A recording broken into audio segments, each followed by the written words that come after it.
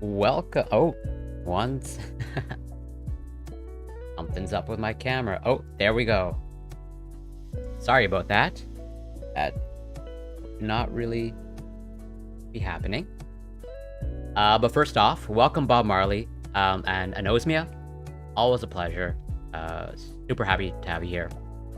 Hope everyone's having a good start to the week. A Monday. What I can say is, thankfully, it is much cooler here in Quebec. It was basically like 35 degrees Celsius throughout the entire weekend, pretty much like Friday, Sunday. And in addition to like whatever that being the temperature, it felt like, something closer to like 40 degrees Celsius with the humidity. It was like at least, I don't know, 70-80% humidity throughout the entire weekend. But overall, I'm feeling good.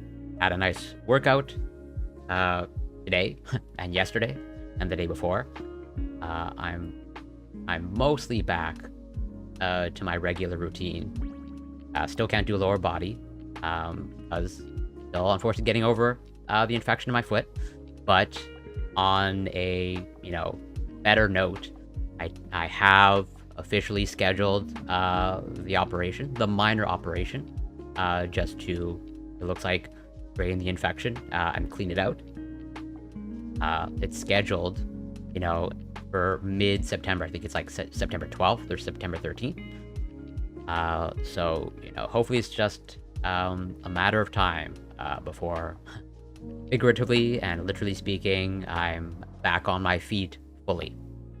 But, still working out, still trying to be active.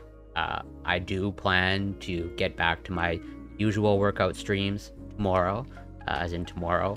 Like, I have the private gym studio space booked, so should hopefully be getting back to that regularly.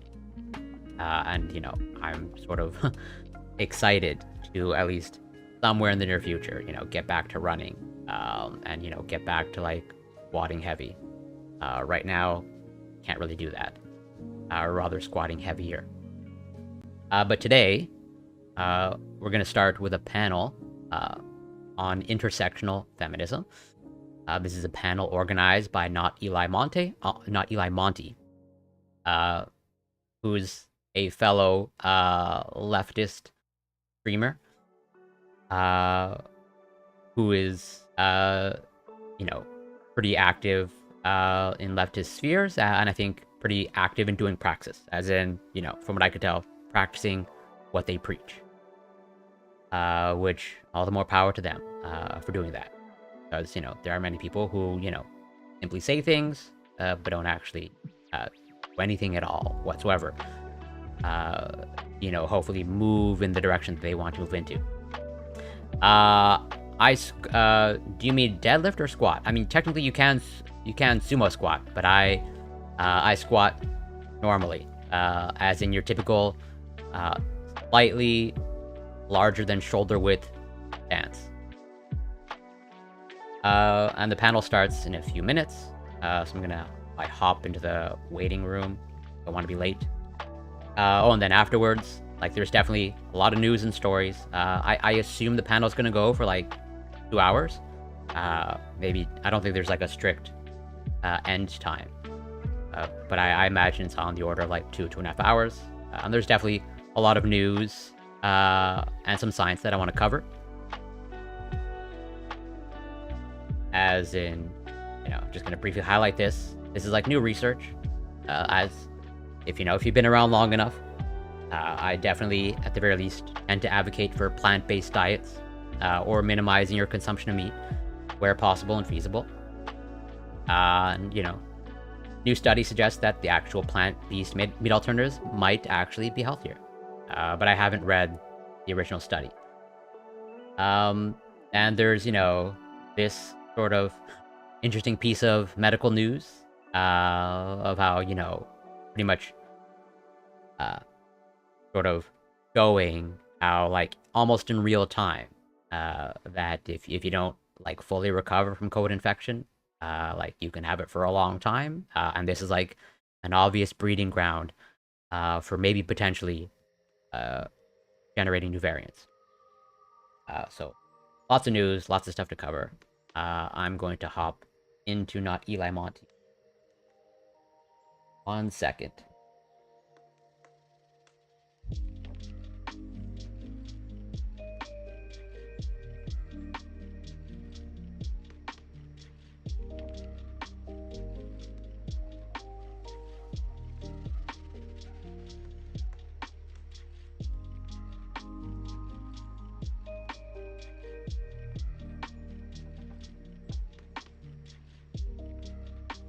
Oh, and on the topic of working out, I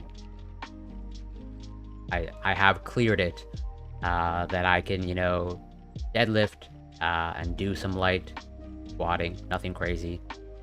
As long as I'm essentially barefoot or not in shoes.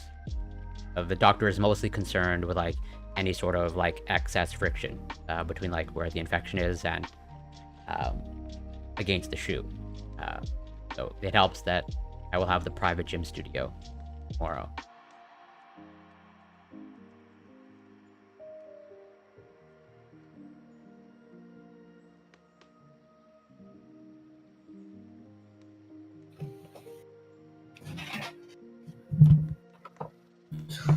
Oh, hello. Good afternoon. Always a pleasure. By the way, well, I'm streaming, just so you know. Okay. I'll make sure not to flash my debit card or anything else. Well, at your own risk.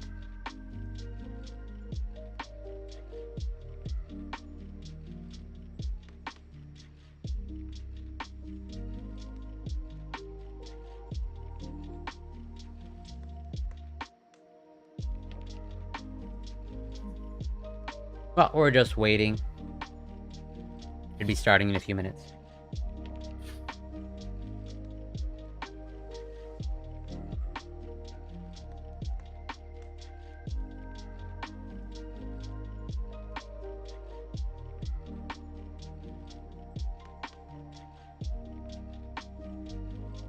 No.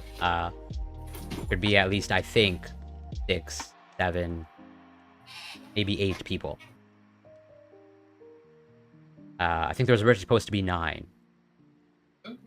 The panels on intersectional feminism. Right. I'm gonna go ahead and turn my camera on, but it's mostly like obviously not covering everything here about intersectional feminism.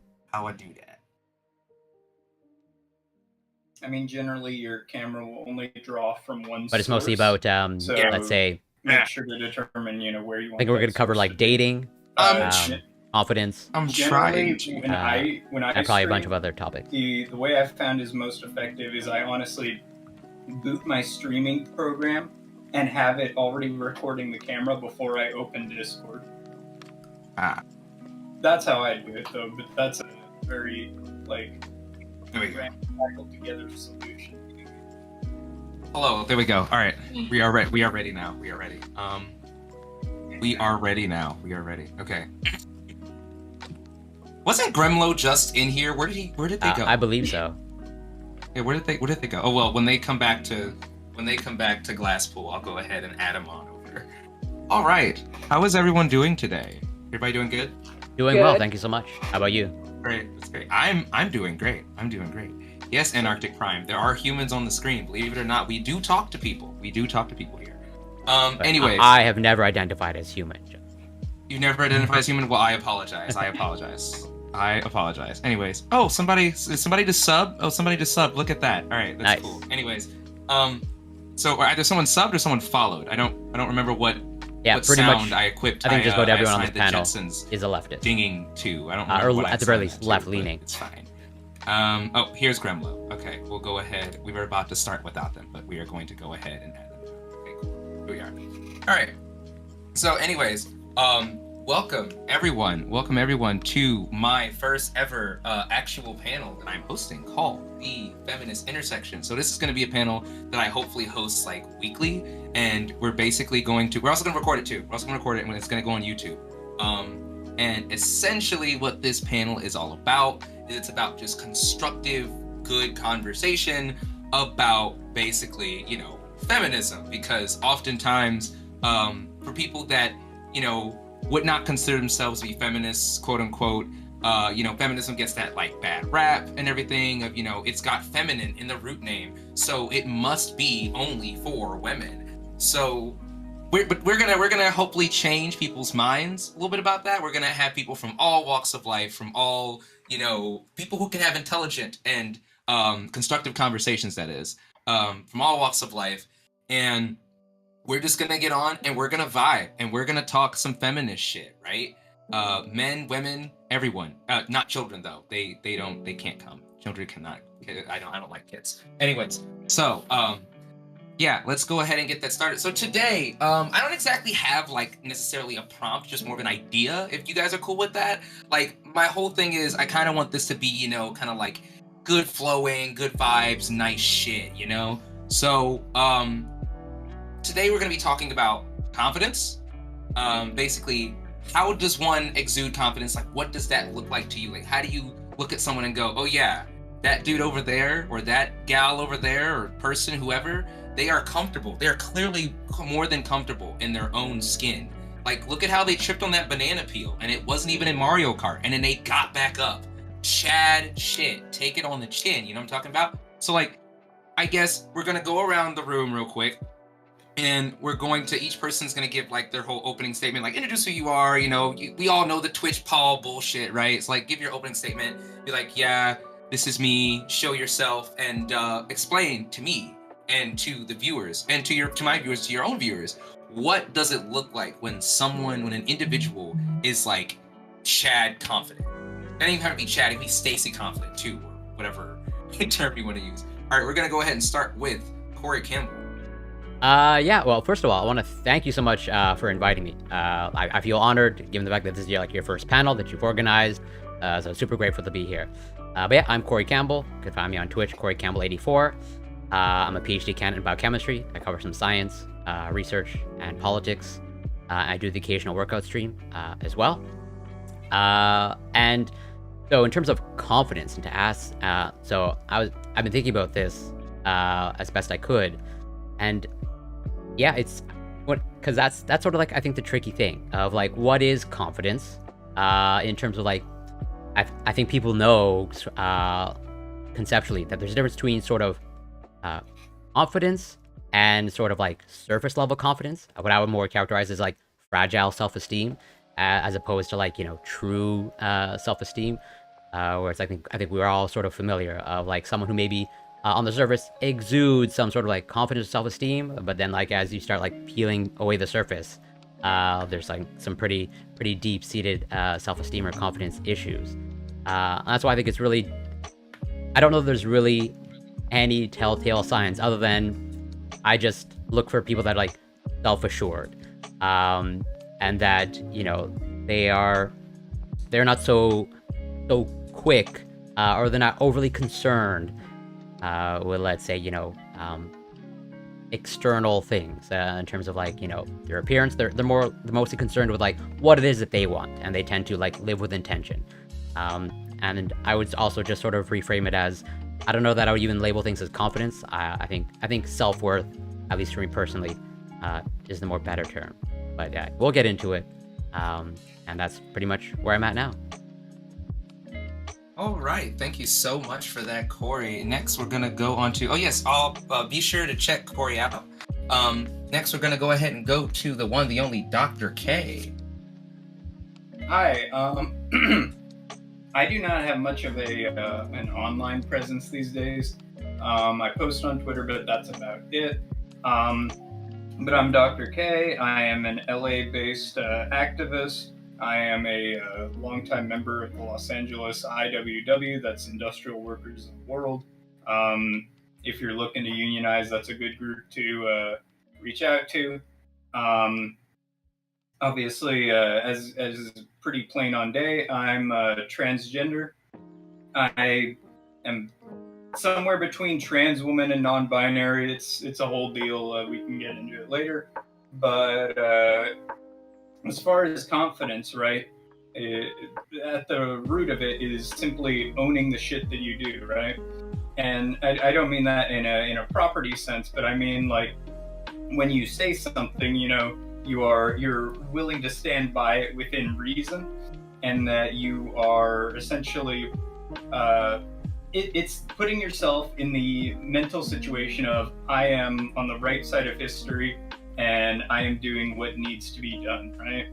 And obviously, there's a lot of minutiae in thereof, but in the broad strokes, I think that if you can extrapolate that kind of mindset, that's what I would say is like the number one show for a confident person. All right. Well, thank you for that, Dr. K. Next, we're going to go over to Gremlo. Hi, thank you for inviting me on. Hello, everyone. I don't think I've met anyone here. Corey, I think you and I might have been on a panel in the past, or I've seen you in chat, I'm not sure. I've definitely been in your chat, that's for sure. Okay, cool. Okay, I thought I recognized your name. I'm a news, politics, and React streamer. I'm live every day, doing current events coverage and stuff. Sociology student. As far as the question of like what is confidence, I mean, this varies from person to person, but I kind of have always viewed confidence as the same way I view success, in that it's not having to stop and wonder if you have it, right?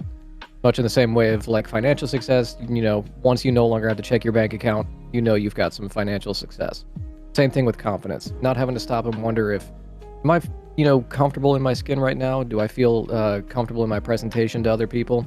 That's what confidence is, if I were to really think about it. All right. Thank you for that, Gremlo. Make sure you go check him and Dr. K out. Oh, and also, if I misgender anyone, just smack me and say, hey, and then just, correct me. I apologize. And also, what you guys should have done is said your pronouns and shit up front, but whatever. Anyways, so there we go. So next we're gonna go to a good friend of mine from TikTok. We're gonna go to Sarah Only, or it's Sarah Only. I've known you by so many different screen names, but go ahead, Sarah. Hi, I'm Sarah DeArmond. I run my own nonprofit, Voiceless Behind Bars, where we help the wrongfully convicted pay for their legal fees and hope to fight the stigma for those who have been to prison, who are in prison. And you can find me on TikTok and Instagram. It's Sarah Only. Don't know why I changed it from there. Sorry. But my pronouns are she, her. And confidence to me is how much you value yourself, how much you love yourself, and that sometimes you are going to let people walk all over you. It happens in life. But for the most part, you are going to have the wherewithal to say, something, I'm not going to let that person talk to me that way. And you don't have to get angry all up in their face, but just know I'm ending the conversation here. And if you want to talk about it like adults, we can later, but I'm exiting this conversation. It's just having enough love for yourself to stand up for yourself and know when a situation is tricky to get out of it gracefully. All right. Thank you very much for that, Sarah. Be sure to check them out as well. They're mainly active on TikTok. Next, we're going to go to another really good friend of mine, Beckett, the otaku aerialist. Go ahead. One second. Beckett? Oh, you're muted. Yeah, you're muted. Oh, Corey's back. There he is. Oh, wait. Sorry about that. Oh. Okay, there we go. Yeah, Beckett, if you're trying to speak, we can't hear you.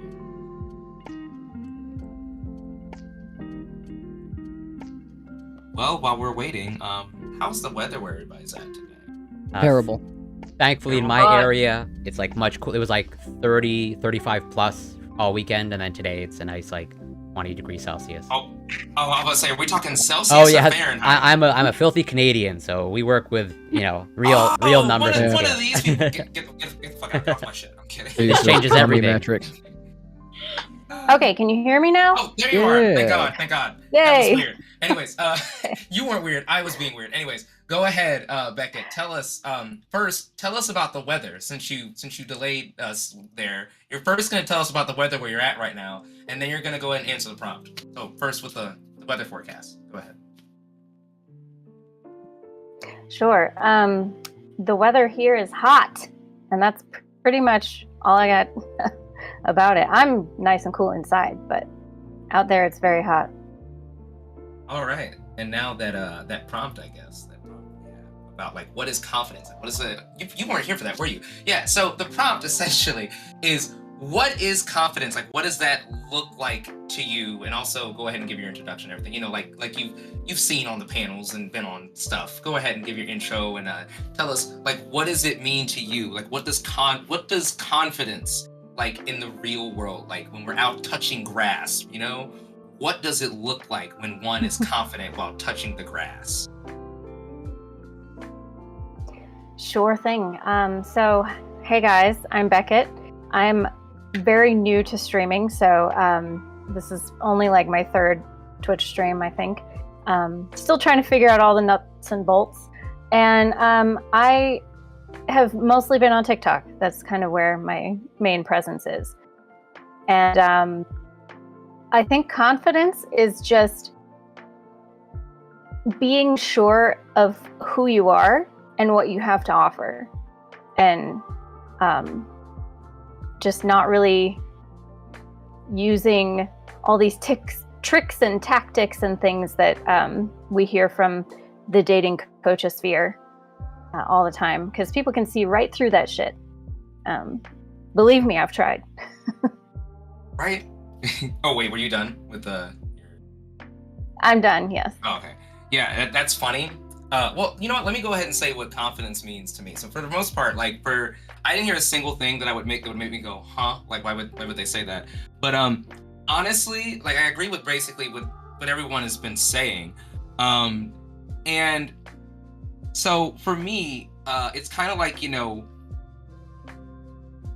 how do I say this? It's like being the man or the guy, the gal, or whoever, whatever you want to call yourself, whatever you identify as, like walking into a room basically, right? And like, you know, just owning literally like who you are, right? Like that was a common sentiment among what basically everyone said, was just being comfortable in your own skin. So I guess now we should go into, I guess, unless somebody like has something they want to add, whatever you would, like we can go into the open discussion if we want to.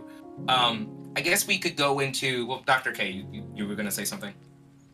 Oh yeah, I mean, I'm not the type to, you know, interrupt academia sentence, all that. But I would say that here's the thing: is you can be completely comfortable per se in your skin, right? The issue is that if that does not line up with material reality, right? So like, you know, I'm a big buff man, you know, I'm looking good, I got a big hammer and I look real sexy every day of the week. But like, you know, conditions around me are immiserating, right? Then it can be much harder to sort of produce confidence. And so, you know, I'm the type to take the intersectional approach. And so I would just say like, a lot of conditions, many of which do not originate from the internals, will often, you know, affect confidence. And it's more than just like emotional relationships, because material and physical relationships affect that as well. But that's, you know, I don't know, me adding an asterisk to it unnecessarily. So I'm gonna go back on mute for a bit. The reason I stay on mute is I have a very clicky mouse, and so, you know, that's cool. Extreme noises. No, that's cool. Whatever, you know, if you feel need to raise your hand, go ahead and do that. If you want to just insert yourself like a bullet train, go ahead and do that. You know, I just ask that people please be respectful of all, you know, panelists and members, and just kind of maintain, you know, self-awareness, understanding. You know, I've talked a lot, so, but it depends on the space, right? Like this space is chill, so like raise your hand respectfully. If or it's a space where you you're can like insert yourself. incentivized to be a cutthroat, then that's when I'll start brusking in, because I have kind of a reputation for buffaloing myself into conversations. I mean, it happens to the best of us. I do that shit all the freaking time. So I guess I guess we can go ahead and go into like a negative sort of thing here, right? What is something, because I know Beckett brought up the pickup artists, right? Like, you know, those relationship dating coach advice, you know, poser people, where it's like, okay, it's very clear this person either is strictly out here to sell something to me, or they don't actually know what it's like to have like an interaction with an actual, you know, person, be it a person of, in many cases, it's not even necessarily a person of the opposite sex. It's one of the lines of like, wow, you really just, you don't know what a person is, do you? You don't know what a human being is, do you? Wow, okay. So what is a dead giveaway, I guess, for you guys? And I'm just gonna throw this out there and anyone can respond to it. What is a dead giveaway to you that someone is probably not confident, or that someone is probably, you know, a poser, like they're faking it, or, you know, they're probably not, their dick isn't as big as they're trying to make it out to be. Let me just say that. Let me be edgy and get my edgy little quip out there for a second. You know what I mean? What does that look, what's like some dead giveaways for that? Whatever, whoever. Yeah, so I'll just say, for me, in my experience, at least one of the quickest ways that I sort of maybe sort of come to the conclusion that someone has, you know, some self-esteem or confidence issues, if, you know, they have a pretty like almost like right off the bat, you know, they have a pattern of like tearing other people down, where it's like, and I can probably give a specific example that you know, from my experience, as someone who's like an avid gym goer, you know, there's when you start meeting people at the gym, you know, most people are like supportive, but then every once in a while there's that one person who, you know, will just whatever not be supportive and start talking trash about people behind their back, or start being overly critical of other gym goers, and really start, you know, tearing people down. For me, that's like a dead giveaway, or like I'm highly suspicious. Obviously, I don't like that behavior, but that to me sort of like screams of like, ooh, this person doesn't really have like the greatest confidence or self-esteem, if they feel the need or the desire to start tearing other people down around them. Yeah, like it's a little sussy wussy, right? Like, oh my god, this guy has to like tear into others in order to make himself feel like, in order to make himself, you know, smile. Like, oh yeah, they're incredibly sus, like really sussy behavior. Like you're probably, this is probably like, you know, some projection going on there, I guess is a good word for us to use. That's fair. We gotta watch out for like those people who are basically like projecting that they are that person, they are that bitch, or they are that dude, they are the man or whatever, but they're really not, and they have to resort to tearing down others in order to make themselves all of a sudden feel good. Which, I mean, I don't really, where do you guys, unless somebody else wants to respond, has another response to that particular question. I do. Anybody else have, oh yeah, go ahead, Grimlow. Sure. So if it's like within the online space and they're selling you on how to be confident, immediate red flag.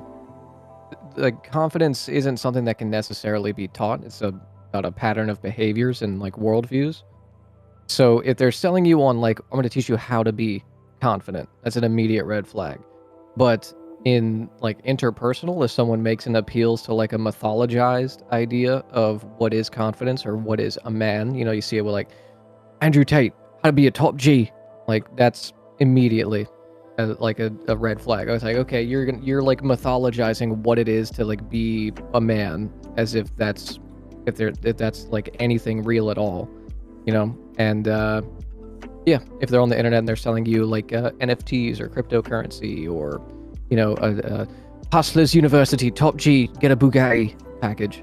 Right, like yeah. So like that whole this is clearly like, you know, a seller's facade, right? Like, oh, it's clear that this guy is just trying to sell me, you know, his book. It's clear that this guy is just trying to sell me his like pamphlet or his or her pamphlet, or like their course on like, you know, what does it mean to be masculine? What does it mean to be, you know, confident? What does it mean to be feminine? Whatever the hell that they're trying to grift for you in that day or in that given moment. Yeah, and like you can go to someone like Jordan Peterson too, who's like telling you how to like be a man, or like again, like Jordan Peterson does this too, like the mythology of like the great man, like we have to go back to like what men were, like that kind of stuff.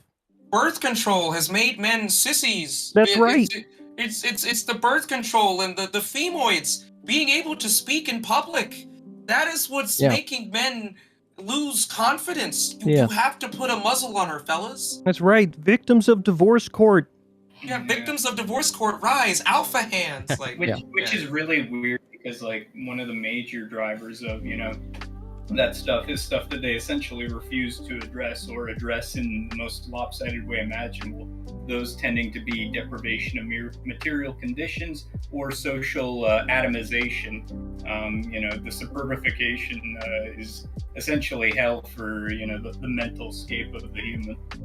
Yeah, Right. or they'll tell you all of the descriptive statements, like men and women have difficulty working together in the workplace. There's issues with sexual harassment, or like very weird elements of like what is like gender presentation, and they'll preload all of your biases that you've already accumulated over time. And then when it comes time to give the prescriptive statement, Jordan Peterson again does this, then they just say nothing. I don't know what the solution is. Maybe we don't ever find out. And then all of the biases that the audience has accumulated answer that question internally. Right. And they're never good. Yeah, it's kind of like a baiting, that they do. Like they kind of bait you into believing, into like reinforcing your already like toxic ideas that you don't really understand are toxic because they were not corrected. And then it's like, oh, well, he didn't talk about this, so I must be right in the way that I view, both the interactions between women, men, and people in between, right? Yeah. So I actually want to hear from Sarah and Beckett if they do have anything on that. Like, no pressure if you don't. Like, I mean, if you want to just say, yeah, what this person said over here or this person said over here, that's fine too. But I also, since you guys aren't, out of everyone on here, you guys haven't been on as many panels, so want to give you guys a chance to get in there. Like I said, just toss a grenade or a blue shell whenever you want to be in. Don't wait for it to be called on. We just this is good vibes. Just steamroll. Let's go. Well, I've had some unfortunate run-ins with some MRAs, and that's, oh gosh, that's a huge red flag. What It's like, what run-in with an MRA isn't unfortunate? he was an online predator who manipulated me, and he had me thinking that he was going through something when really he was taking advantage of me when I was going through a vulnerable time. So that was my unfortunate run-in with him. So What were some of the indicators, if you don't mind me asking, that he was like a MRA? Yeah. he straight up told me he was an MRA. Oh, okay.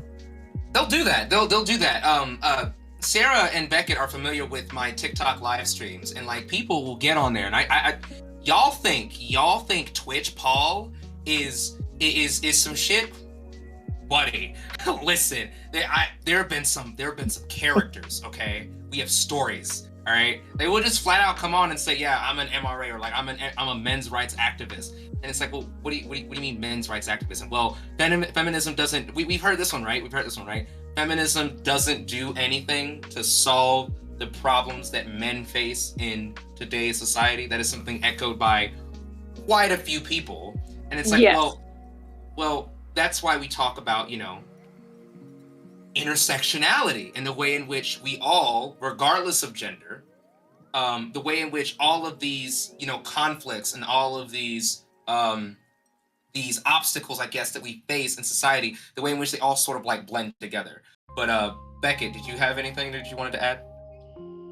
Yeah, sure. I mean, I had a really interesting interaction with an egalitarian guy early on in my TikTok career. And we could not agree on a place from which to move forward. Like, his entire argument was just, no, we're all equal. That's what egalitarianism is all about. And that's why you have to embrace it. And I was like, okay, but to solve the problems that we have currently, we have to recognize first that there is a problem. And we have to hyper focus on the areas of society that are enforcing those problematic tropes and encouraging people to, lean into toxic behaviors and stuff. And, unfortunately, that has a lot to do with toxic masculinity, which negatively affects both men and women.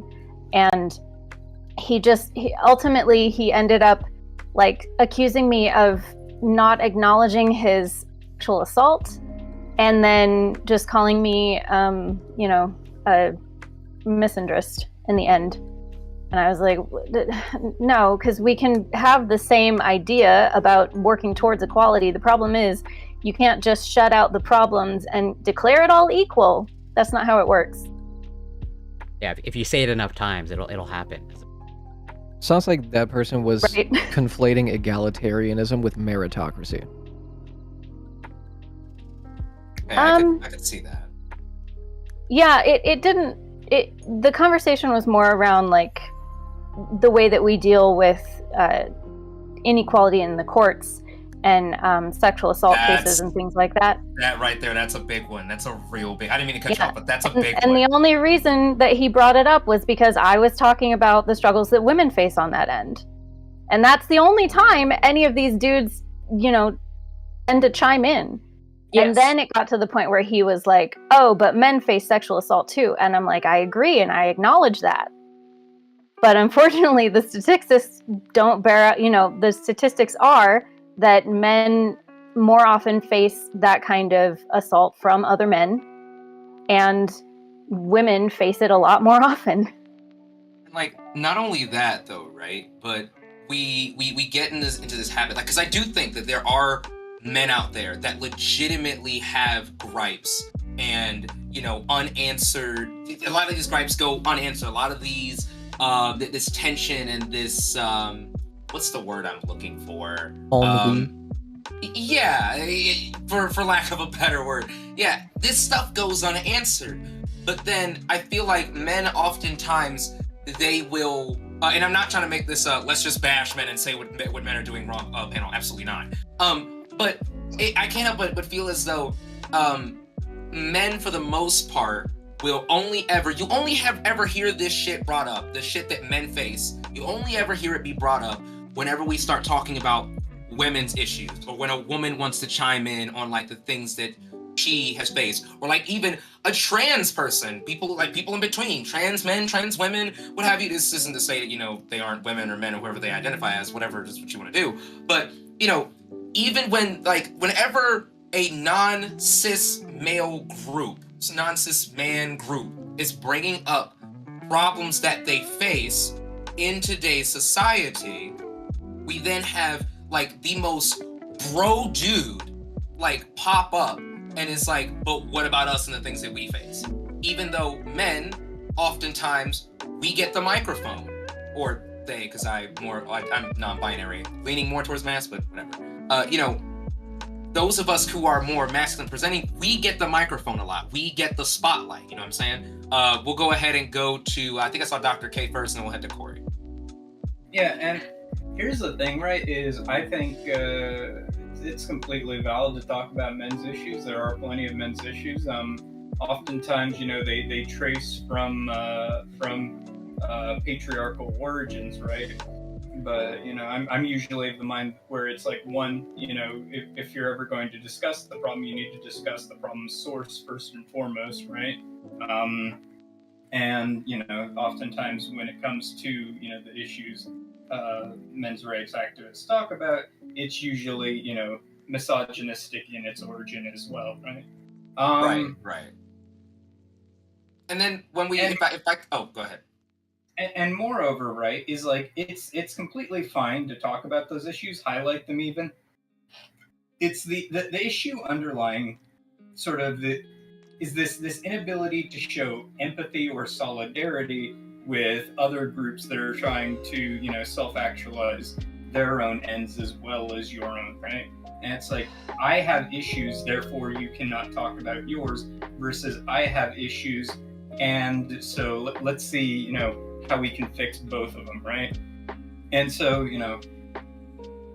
I know plenty of people who talk about men's issues, but like, if you're going to talk about them, you don't utilize your own issues as a cudgel to silence others. That's like reactionary shit 101. Right.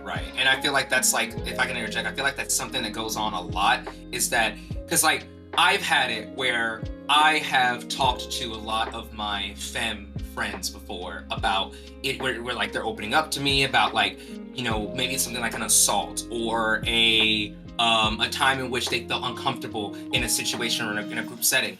And then whenever I bring it up, they can empathize with me because the way in which I bring it up is not just it's not a silencing sort of way in which I'm bringing it up. It's along the lines of I'm bringing it up in a way in which like, oh yeah, I feel for you. This sort of thing happened to me here, there, and there, what have you, and that put me in a similar situation. So like, I can't believe that they did that to you. Like, I completely understand where you're coming from, and then we just keep bouncing back and forth, and we're both coming to a consensus, and being a shoulder for each other to cry on, because it's good to cry. Corey, you had something, and then we'll go to yeah, sort of to your point, where so Endless Cemetery, fellow streamer, I don't know if you're familiar, but they were on a panel yesterday, Kevin FM's panel, and he brought up the point, or one of the other panelists brought up the point, where it's like if a black person starts talking about how black people might be living in poverty, or are living in a lower socioeconomic class, like the response often comes like, well, what about white people? White people are poor too. Where it's always like, it seems like if the conversation isn't revolving around their own group, then they don't want that conversation to happen. As in, if you're talking about poverty, you talk about black poverty, well, white people don't want to have that conversation because it's you're not including white people. I think it's sort of a similar thing, where if feminism or women are talking about women's issue, like very many men don't want to have that conversation happen because it's not including them, or it seems like it's not including them when it is. Right. And like, it seems to come from this viewpoint of, I don't know, either like rights or equality is like this zero-sum game, and that like if we want to talk about any issue, like it can't be focused on a certain group that is at a point in time like currently more disadvantaged or more disenfranchised. And it's just like really bizarre. Right, and that's like where we get to things like the oppression Olympics, right? Like, oh well, what about me? I'm struggling. Like, how can you tell me? Like, we can go so far into that, Corey, on like a whole nother like panel. Maybe on another time we talk about that kind of like systemic inequalities or what have you. But I think like what Dr. K said, about the source of things, right? So we go to the source of of where a lot of these feelings come from, and like we've said before, it's toxic masculinity, or and we say when we use words like toxic masculinity, we use words like patriarchy, in many cases that kind of shuts a lot of people off from what we're trying to say to them, the idea that we're trying to convey, right? So in many cases, the reason why we can't seem to move forward in these discussions is because people fail or just neglect to acknowledge the problem or the source of the problem, right? Oh, also Dr. K said that they'll be right back. But they fail to acknowledge the source of the problem, and that is that is, if anything, that is like the sole reason why we cannot move forward. And why do you guys think that is? Like, why do you think? I have my own ideas as to why, but I'm trying not to talk so much. Why do you guys think that is, that people fail to or don't want to acknowledge that it's toxic masculinity, that it's patriarchal norms and stuff like that? We'll go to let's go to Gremlo. We haven't heard from Gremlo in a while. Sorry about that. Why people fail to recognize or go on the defensive whenever issues of people who don't fall within their like race, gender, ethnicity is what we're asking. Like, why is it that people, the source of the problem seems to bother, acknowledging the source of the problem seems to bother people? Like, why is that? Yeah, so it's it's the same thing with like capitalism, right? It's easier to imagine the end of the world than the end of capitalism. It's the same with patriarchy. As a beneficiary of it, being a white dude, it's easier to imagine the end of the world than the end of that kind of social structure. So immediately they go on the defensive. It has to be something else. It can't be that they participate in that or that they're a beneficiary of it. They don't think of themselves as an arbiter of something that could harm people. People genuinely think that they do good and like they try to be good people. Most of the time that's true, but a lot of the time it's not.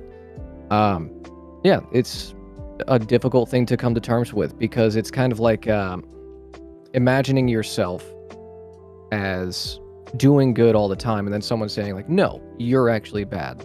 Or what you do is bad. They go on the defensive because, well, everything that they've been brought up to believe has been never painted as bad. It must be the feminists. It must be the gays. It must be, BLM. Right, like you That's the brought it problem. up, so it must be Yeah. you who's the problem. That I Yeah. never thought of it that way. I actually never did think of Well, it it's in that way. the perceived loss of privilege, right? That if Yeah. you, as whether you're a person of color or you're part of the queer community, get more rights or equal rights, it must mean that I am losing something, because everything within our social structures is transactional. So if you get something, then it must be I'm losing something. It's the same with like BLM or any subject. Well, if you get equal rights, passively they're recognizing that that social structure, that hierarchy exists because they don't want to be on equal footing with someone who is below them on that structure. They recognize they're not in it and they don't want to be in that lower rung. So it's the same thing. It's the perceived loss of privileges and the screeing whenever they think that they're going to lose it. Right. Like, like the whole idea that like equal rights for some, where equal rights does not mean less for you. It's not pie, right? Like, Right. Yeah. I believe Sarah was going to chime in. Yes. Oh, I believe when, in particular, men have to admit that they are the patriarchy and they benefit from it and they have taken part in toxic masculinity, they have to admit to themselves, okay, well, why do I benefit from it? Why have I taken part in toxic masculinity? And they have to start stripping away the layers, and they have to look at, okay, well, this is why I benefit from it. This is why I've taken part in toxic masculinity in particular. And they see there's a lot of pain there. There's a lot they've had to mask up, and they don't want to get in touch with their feelings. Oh no, that's too feminine. No, I don't want to do that. And when they start to do that, then that's when the pain that they've masked, all of that, because a lot of people, like Andrew Tate in particular, has admitted his childhood was full of trauma. But when you get them to strip that back and start talking about that, Nobody wants to do it. Yeah, nobody wants to do it. It's so hard, it seems like, to talk about trauma. Or at least, like, I don't think it's hard, but like everybody's different, right? Like everybody deals with trauma differently. And then I think a large part of it, like, again, I love this conversation because it seems like we keep going back to the same sort. We eventually circle back to the source. The source is, again, toxic masculinity. Not necessarily masculinity in and of itself is toxic, but rather there are elements that, when taken too far, become toxic. I do have something, remind me if I forget, and chat too, remind me if I forget, that I want to go into. I've already forgotten. No, I wanted to go into competition because that is a big form. That is a big form of a big part of toxic masculinity. Not to say that femininity doesn't have competition within and of itself. It does, but we do see competition as more of a male or a masculine sort of having a masculine sort of origin. Basically, we see dudes. We look at two dudes coming together, and we just see the rams on the side of a mountain. Just bashing into each other's heads, right? But just before we go on to that, I want to go ahead and get Corey and Beckett your thoughts on what we were just talking about like toxic masculinity, why people don't want to acknowledge the problem, and why it's so hard for them to acknowledge the problem. Great points so far from everyone. By the way. Yeah. I'm not sure I have a concrete answer for you, other than like I think there appears to be some sort of this resistance towards maybe like introspection, and that like you might have kind of like contributed towards that system or that issue. I think that's why you see a lot of the pushback coming from men, as in like if you are a man and recognize that patriarchy and toxic masculinity is part of the problem, well, that sort of implicates you as potentially contributing to that problem, or almost certainly contributing to that problem. But it's not a bad thing to recognize. Like, it's like, why wouldn't you want to be better, or why would you not want to be more aware how you could be better? And hopefully, push towards the type of equality that you seem to want to profess. And to sort of maybe bring it back to what Otaku Aerolist brought up earlier, of the example of like when they were talking about women and sexual assault, and then they got the response of like, well, men face sexual assault too, but then there's that element of like, well, so what are the things that like prevent men from speaking about sexual assault? It's toxic masculinity, or the inability to share your feelings, your experiences, your trauma, and sort of generally speaking, men not being able to create a safe space for that, to talk about those things, where to talk about these things, to have empathy, compassion, understanding. Those are more the quote unquote like feminine qualities, and to move in that direction, that's inherently bad for some people, and I don't really know why, because those are good things. Right. Beckett, did you have anything to add, or did we already went to you, didn't we? Or if anybody no, has anything to add again. I'm a little distracted. I'm having some audio issues. I think we all having issues. I'm having frame issues, like not bad frame issues, but it's whatever. I'm just glad. I'm more along the lines of just glad that you guys are here. You guys are you guys are sharing this time and this space with me. I really did like what Corey said about the safe space thing, because when we oftentimes, right, when we hear about safe space, because we grew up, a lot of us who are here, who were people who were around at when the internet was first like, oh my god, it's this new thing called the internet, like that's like infinite, it exists, and like you use a computer to get on it, and like there's viruses and like porn. Like when the internet first started, right, internet trolling was like a new way of, like cyberbullying was a new way in which you could like bully somebody, right? Because who doesn't want to bully somebody, right? I mean, bullying's great. I'm kidding. But I feel like we never fully and constructively addressed like bullying growing up. And so when we heard the term safe space, everybody just, and with the whole anti-SJW shit from Gamergate and what have you, everybody just sort of like knee-jerk reacted to it and was like, oh, well, if you need a safe space, well, you're a pussy. And so I guess we could use the whole topic of safe space to go into, okay, so what is patriarchy? And in what way does patriarchy negatively impact not only women, because we talk about that a lot, right? Not only women, but cis men. This patriarchy that is, and I'm gonna let you guys go ahead and just make that establishment or what you guys think it is or what have you, and then we're gonna go into in what way does this concept, this idea, how does that negatively impact, how does that negatively affect men in their day-to-day lives? We'll go ahead and start with I should have pulled out a die. We'll go ahead and start with Sarah. Slingshot it over there. All right, so can you repeat the question if you don't mind? What is patriarchy, and in what way does patriarchy negatively affect men in our day-to-day lives? And then we'll go on from there. Great. So patriarchy is not just men being in control, but you have to meet these certain standards. Like, you are in control of your household, you have a cisgender relationship, and you are the breadwinner, and you don't show your emotions, and you are also in control of your job, and this absolutely hurts men just in so many ways, because they can't express themselves, they can't maybe go into a career field that they want, they can't, they have to suppress their own emotions, and it's detrimental to them, absolutely. Right. So from there we will go to let's hear from Beckett, and then we'll get Dr. K whenever they come back. Oh, I'm here, dude. I'm Sure. Just, Oh, okay. I didn't know if you had like left or not. But we'll go to Beckett, then we'll go to Dr. K, then we'll go to Graham, then we'll go to Corey.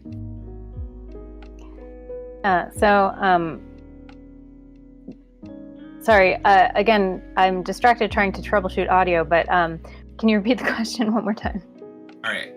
What is patriarchy? And in what way does patriarchy negatively affect men in the day-to-day?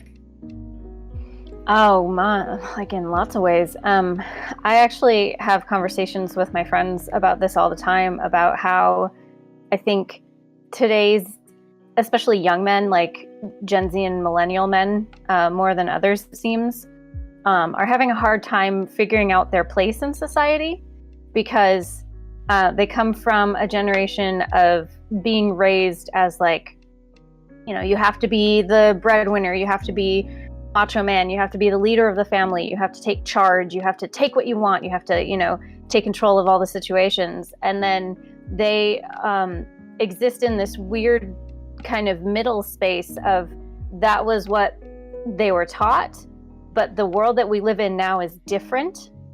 So they don't really know where they fit in and they have a hard time kind of keeping up. So like, how do I act around women? Like, what is the right attitude to have when dating? And like, what if she earns more than me? What does that make me? Like, how does that affect my masculinity and my value as a man in society? And yeah, so I think it affects them on a existential level. But patriarchy itself is just the form of societal governance that men are in charge. So like, I never got the idea of like, what if she makes more than me? And like, get pimped. I don't know. And that's like, what I'm saying. Yeah. What? Like a lot of guys I feel like struggle with things like that. And it's not just about the money thing, but there are other factors in there too. Like, what if she's more assertive than me? What if she's more ambitious than me? Like, I think that's where a lot of these toxic manosphere ideas are coming of like, your woman has to be subservient and she has to be demure and you have to take charge of the relationship and things like that, that are based in archaic ideas of what it is to be a man or a woman in society. Can't relate. Anyways, we're gonna go. No, but I like that point though. We're gonna go next to Dr. K. My bad. I thought you were gone, but if you're here, go ahead. No, partner. I'm always here. If I deafen myself, that's when I'm like stepped away, and I'll usually like say in chat like I'm stepping away. Cool. As far as like what patriarchy is, right? Is in the critical theory of social sciences, right? There's this idea of the core, the semi-periphery, and the periphery, right? So as you get closer to the core, you basically get more and more concentration of power, right? And usually we use that in the term of like defining states. Like the United States is a core state, right? And then you'll have periphery states, and then you'll have the most exploited states on the periphery, and then you'll have semi-periphery states. And so I sort of take a view of it where it's not just formalized states can exist in this system, but rather you have modes of cultural interrelation. And if I'm jerking off like academia shit too much, let me know. But like, I'll keep going. As long as you can explain it, like for those of us who are dumber, keep going. Well, that's a weird way of putting it, but I get what you mean, man. And so essentially, like, I believe that you can have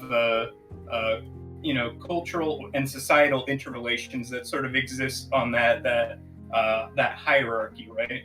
And so patriarchy would simply be the term to define, what gender relation sits at the core of our hypothetical core, periphery, all that, right? And so other modes of expressing gender relations would be ones that are further out on this hypothetical circle till you get to the very edge of it, right?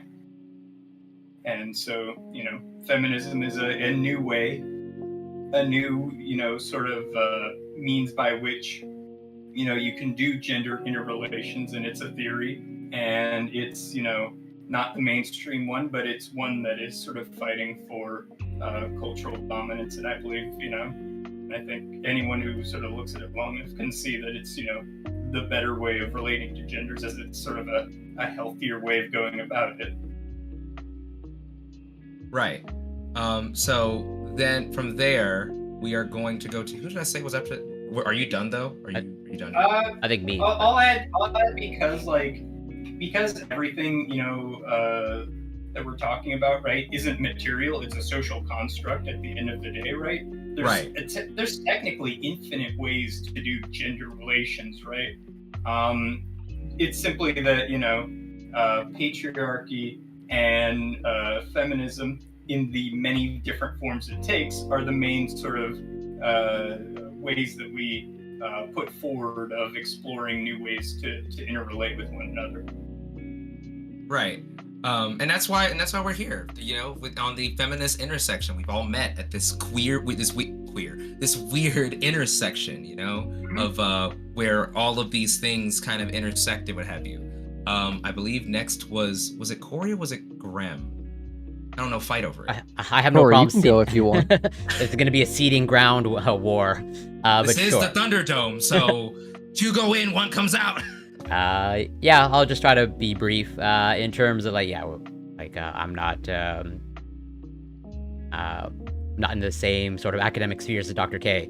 But I just view patriarchy as a system of power that's controlled by men, used to dominate basically everyone else. But to answer more your specific question about who that affects, or rather how that affects men specifically as well, also men specifically. I think there's clear data, especially when it comes to things like deaths of despair. As in, if you look at the demographics of basically the people who are unfortunately taking their lives at a much higher rate, a significantly higher rate, a large portion is coming from cis white men. And I think that largely stems from capitalism that bleeds into patriarchy, where it's they don't seem to recognize their own situation and how the system itself, both the capitalistic system and the patriarchal system, is sort of really pressuring them to the max, and they understandably can't handle that pressure, and they end up taking their lives much more frequently. But they don't even see, again, they still don't even, under those circumstances, want to see or address the problem. And I'll stop right there and let Gremlo chime in. All right, thank you sure. for that. So, question was, what is patriarchy and how does it affect men? Cishet men specifically. Oh boy, I mean, this is the question that the social sciences has asked for a long, long time. As I understand it, patriarchy is a it's kind of like roadkill. You don't really always have to see it, but when you smell it, you know it's there, right? A series, a spectrum, if you will, of social and cultural interactions, expectations, and norms, right? Men, in a pursuit of embodying what masculinity is, take on the worst elements of it. Aggression, stoicism is a good one. And how that affects men directly is, as someone mentioned before, higher rates of suicidality. Men are overrepresented in the incarceral system and within the military and within the most dangerous jobs that we have, that have the highest death and injury rates. Why those things exist? Well, because much like white supremacy, patriarchy also harms men, as white supremacy also harms white people, mostly poor white people. Right, because they don't get to see, how they're being screwed over by this weird, illusory concept of race and supremacy of one race over every single other one, right? And they don't understand ways in which they're being screwed over, all for the sake of, you just have white skin, so you are just innately better than everyone else. You're a man. so you are just innately better than, or when I get specific, you are a white man, so you are innately better than everyone else around you. You know, so. Oh, sorry. What were you gonna say? I was just gonna add on, like, that the intersection of their oppression is along class lines. Everyone is going to be, getting on the train if they're not an owner, right? Right. Yeah. So I guess from there, what Gremlo was just saying, it kind of got me thinking about, like, about when I think Corey was one who brought up capitalism too, competition, right? And what I was saying earlier about how we have, in many cases, what we consider to be masculinity is merely just a toxic form of competition between, two or maybe even a group of guys trying to outbro or outguy the other guys. Like, oh, I bet you I can get like more numbers than you tonight. Oh yeah, well, I bet I can sleep with your mom. And then like conflict ensues and the plot thickens, right? Oh, go ahead, Corey. Oh no, if you want to finish your No, go ahead. I finished a lot. And to sort of maybe tie it in to what we were just talking about, and like, yeah, I would say that this really toxic aspect of competition, and how like even that aspect, like where it's like, yeah, men are more likely to profess or like, be more in favor of competition, but they don't see how it hurts them, or it's like really to their disadvantage, or they don't even see how they're unable to compete. Where I think, at least for me, I think one of the starkest examples is higher education, where men are all about competition, but they literally can't appear to compete in higher education like anymore. Like they are an endangered species in academia, and instead of maybe like asking questions like why that is, being more introspective, at least the talking point that gets thrown at me when I bring this up is like, well, this is just like the feminization of academia, where it's like, oh, now that one a lot. Now that women are just way more overrepresented in academia, now it's too feminized that men they can't compete in that atmosphere. When if I like reframe it, like medical school, at least if I remember the numbers correctly, like in North America, it's majority women. Well, and I'm pretty sure it's only going to the discrepancy is only going to grow and grow for quite a while, and it's so interesting where like I get the pushback is like this is the feminization of academia, but like there was never before actually women were allowed to like pursue higher education or go to medical school. Like we didn't start accommodating them. Basically what I'm trying to say is like women went into men or masculine spaces and they took over. They didn't have that excuse of like the feminization of academia. Like they literally went into masculine spaces. But then if we tell that to men, it seems like they can't do that. They can't go into the feminized spaces. They can't compete in those spaces. But women like went out and did it. That's just like so strange to me. Like generally speaking, like academia didn't start accommodating women and then women moved into those spaces. It's like women like trailblazed the path, and now pretty much the talking point is like, well, actually men can't trailblaze the path either. It's just like it's too feminized and we just can't go in. We can't compete. When maybe you might want to take a page out of their playbook and maybe introspect as to why you can't go into that space. So like I guess I do want to ask a question for you, Corey, and this is a question anybody can piggyback on this and like give their answer to it. Why is it that it seems as though women are more involved in academia or are how do I say it seems to be more women present in academics graduating from higher education, I believe, and correct me if I'm wrong, but no, you're absolutely correct. A good example, I don't have a degree, but the degree that's hanging out in the hall, it's not mine, it's my partner. She has a degree, I don't, right? Like just speaking from personal experience, I actually dropped out of college because of monetary reasons, right? So why do we think what do you guys think is the reason as to why it seems as though women are are seen more in academic fields, or have more success in academic fields? Anybody? Well, I mean, I can. I don't want to take up too much space because I have potentially a lot to say. I can even have a whole separate panel on this, but I'll let others go first. Go off, King. dude, if you have insider knowledge about this subject and like are well educated on it, fucking tell us.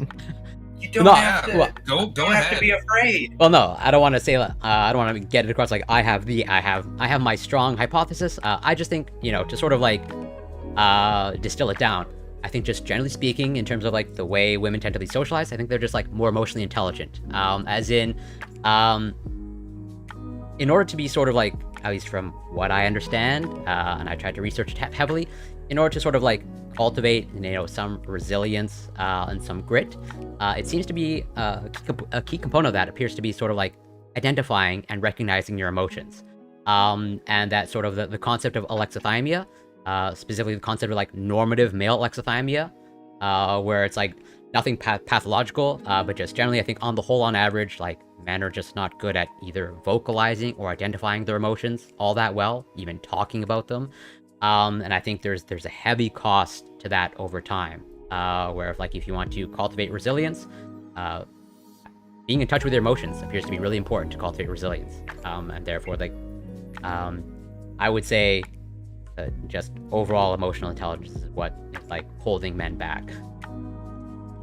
I don't know. I would break a little bit with your definition here, right? Is one, assuming you're correct on that lack of emotional intelligence, I would ask where does that stem from? Because are you positing that it's a natural phenomenon? No, I'm not. It's naturally normative. No, I'm. At least I'm not making any sort of biological claim. I think, and I say this as a biologist, like I think it's largely, if not exclusively, socialized in terms of like I think just men on average from childhood are just sort of taught to like just suppress any emotions, particularly any of the negative ones, just like bottle it up, and if you are not aware of your emotions, it seems to be like really difficult to like navigate the world. Or at least navigate the world and navigate a complex world. I think our world is becoming increasingly more complex. I would add in addition, right, is that a lot of what going to college is a slow payoff. Is our host frozen? I think temporarily. Okay. All right, am I good? I believe you good so. now, mate. Yeah. Cool. But a lot of academic stuff is generally emphasized not as a instant gratification, gain, right? delayed gratification. And I would argue that when you are socialized masculine, generally there is a huge emphasis put on like the fact that you, at least in the United States,